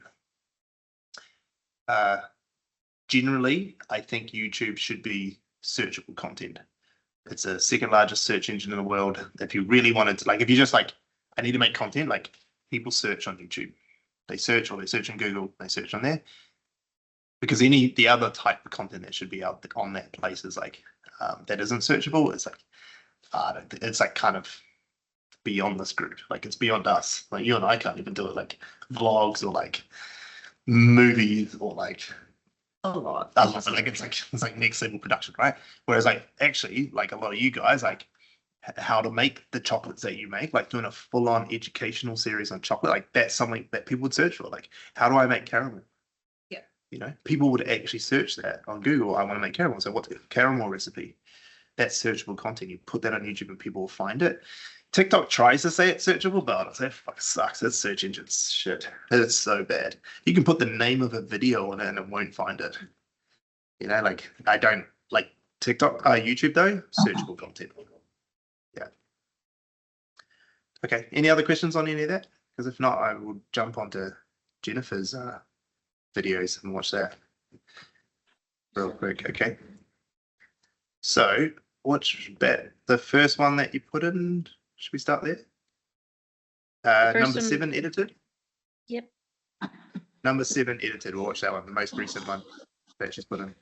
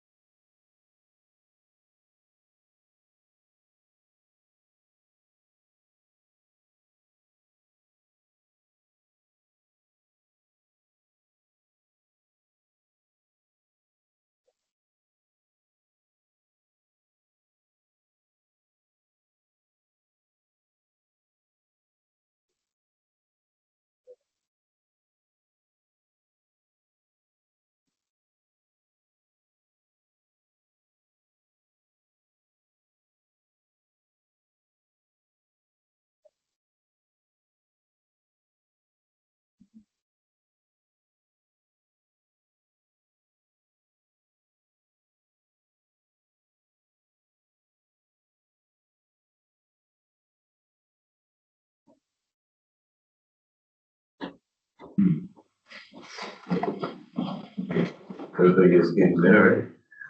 just editing side, production. Oh, how good did that look? I'm so hungry.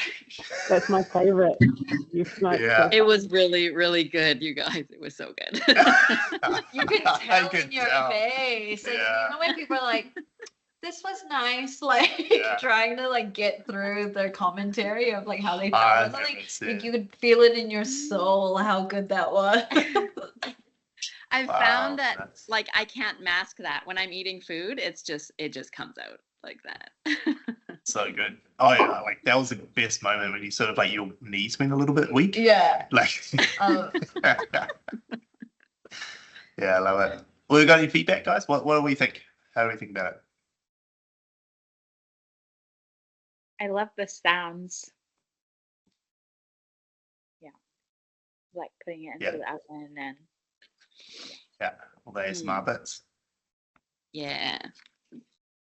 I thought it was really good. Like, I would love to just see, like, at the end, like, just the empty dish. Like, Yeah. just finish with the empty dish. It's like, it's gone. It's done. Like, I think that would just be, like, a nice, close to that. But I also liked adding, you, like, what shall we smoke it with? Cool. And you made the commentary around that. Like, that was also really cool, because then you're like, oh, cool. Like, what's it gonna add? And then commenting about the smoke. That was really good. But yeah, I'm jealous. That looked really delicious. also, are you posting the recipe or saying like follow me for the recipe or something like that? No, I haven't, but I could. 'Cause that's could what I add it in want. below. Yeah. Yeah. Put in the caption. Yeah. Yeah. I can do that. I Or like think that- oh sorry, I was just gonna quickly say Sorry. you could like have a follow like a like an email newsletter or like a website or something that you can capture data. Mm. You know. Sorry, Tom, I Yeah. cut you off. That's it. That's okay. I reckon you should make an emphasis on the wood chips that you're smoking and how that changes the recipe or changes the flavors. And because I feel like everyone can post up a recipe of them cooking bacon egg pie or something like that, but like for the smoking geeks who are into these smoking meat, they would be interested in the wood and Mhm. Yeah. whatever. Yeah, I think that's kind of what makes it really niche for you. Yeah. Cool. Good point. I thought the production was really sharp, Jen. It looked really good. Like, Yeah, Thank just you. your videos get better and better. And that one looked really professional, I thought. Yeah. Yeah. Thank you. Will you use the same music? Because every time I hear that music, I think, oh, it's another smoking video. Yeah, I had one song picked out in CapCut and was using it. So there's a few videos with the same, and then this one's a bit different song, but the same kind of happy, upbeat kind of tune is what I'm gonna try and do.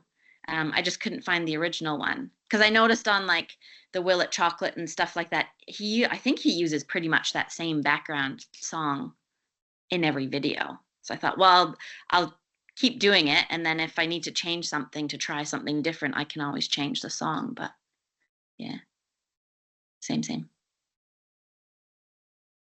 Anyone else? If anything, I'd just try and get more like sounds. And I don't know quite how to suggest you do that because you don't have like a video, like an audio rig, proper audio setup, but just more of those little sounds that make all those videos work so well. Yeah, I've got like my two. Yeah, I just think microphones. if you can record more of the random little noises that the knife makes or the what I mean, like the stuff makes, that they really make those videos.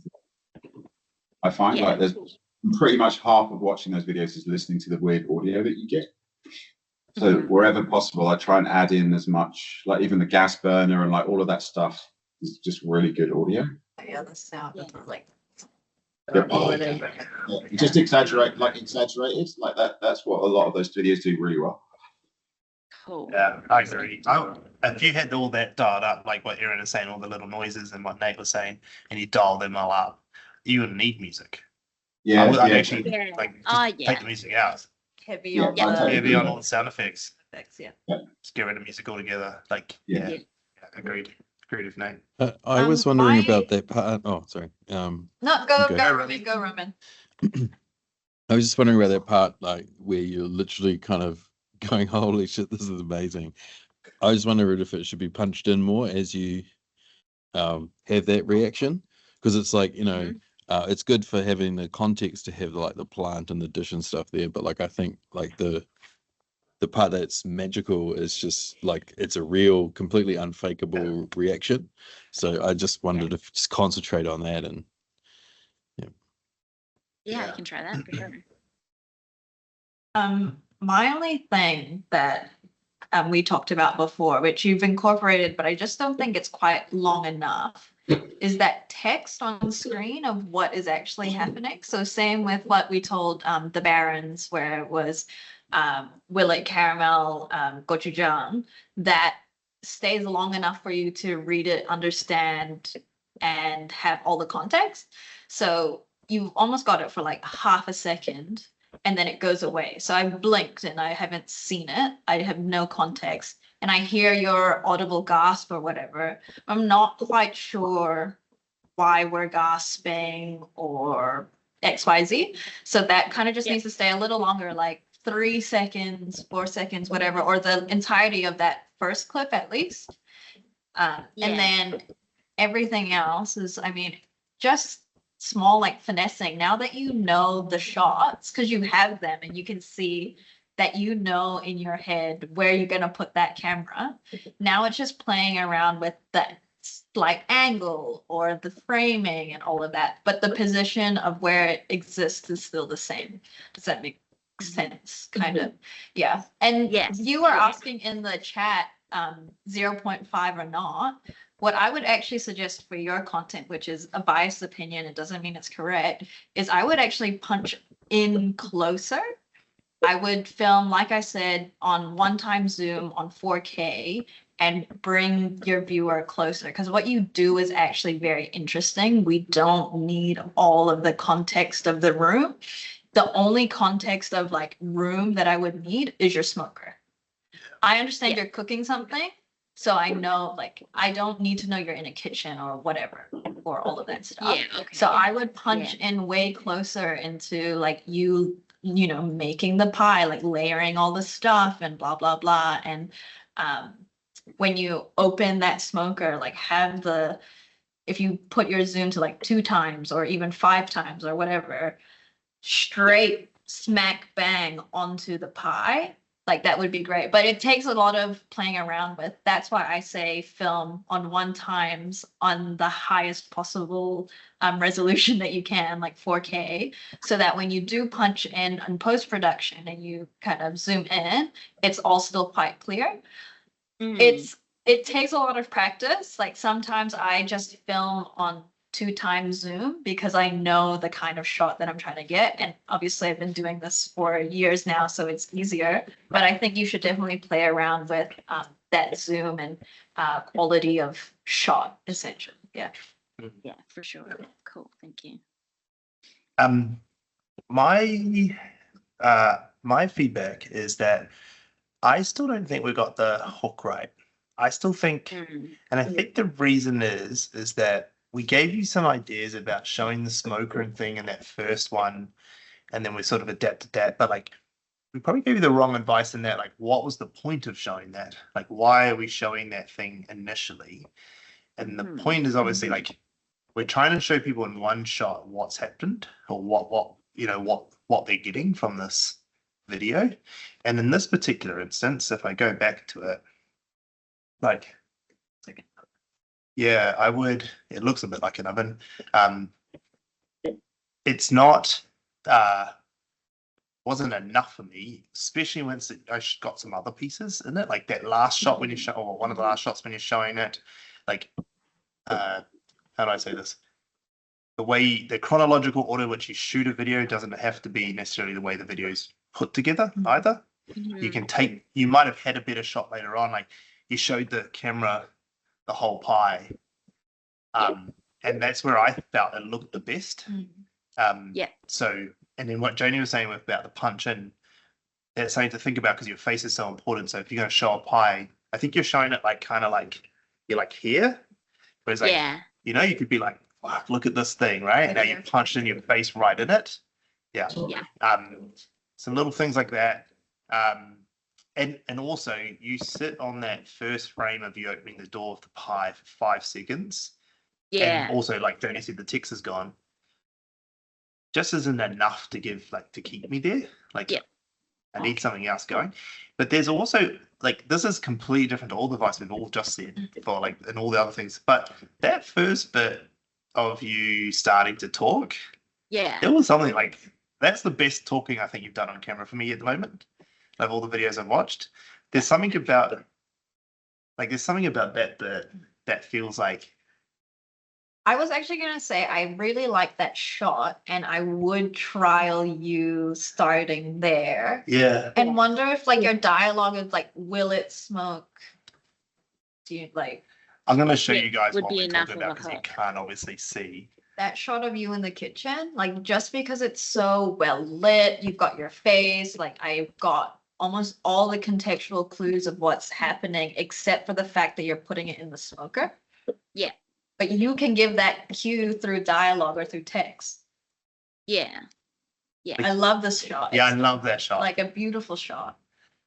I think there's something, yeah, I was going to say the same. I was going to say there's something about that opening dialogue that you do that I was bored at, to be honest, I was bored at the first 5 seconds. And then I got into this shot and I was like, love it. There was something about the way you spoke. I feel like I'm cooking with my mom. Yeah. I was like, I felt like I was there at that shot. Yeah. And I love that, like, we actually, we told you to do the smoker thing, blah, blah, blah, blah. But, it just goes to show that, like, trial and error is what we need to keep doing because, like, sometimes we know fuck all.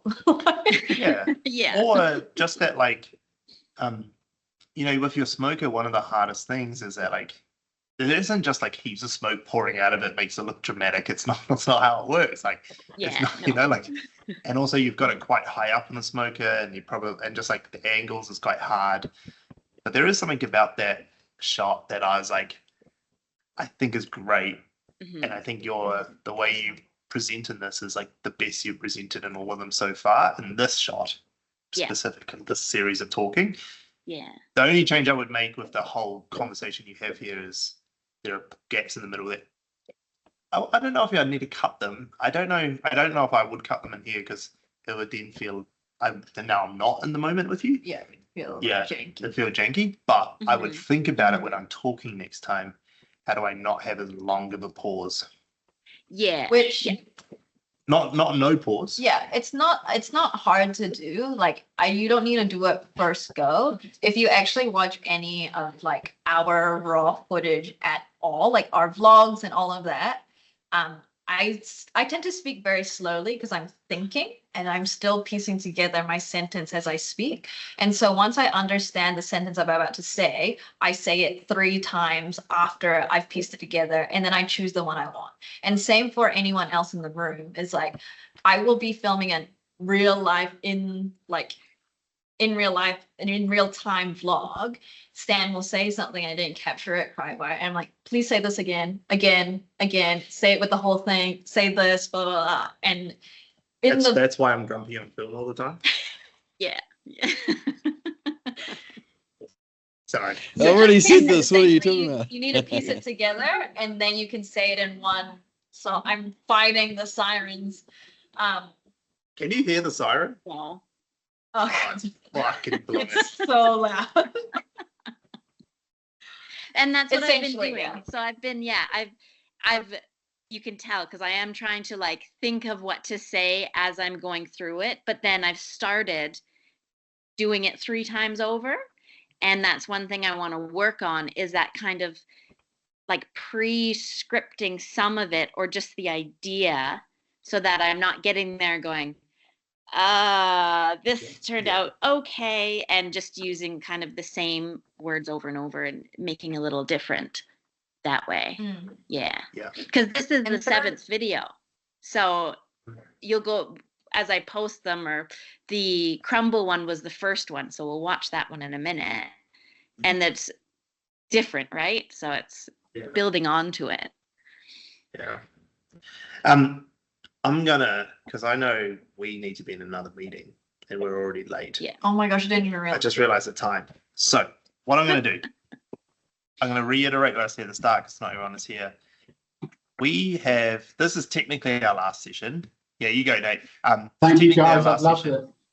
Thanks for all the learnings. Um, It's been amazing. It's been amazing. Thank you. Thanks, Nate. Sorry to cut you off. Technically our last session, but as I said, I really do want people to come for this next one. It starts next Friday. It's 8:30 to 10:30 next time. It's a bit different time frame.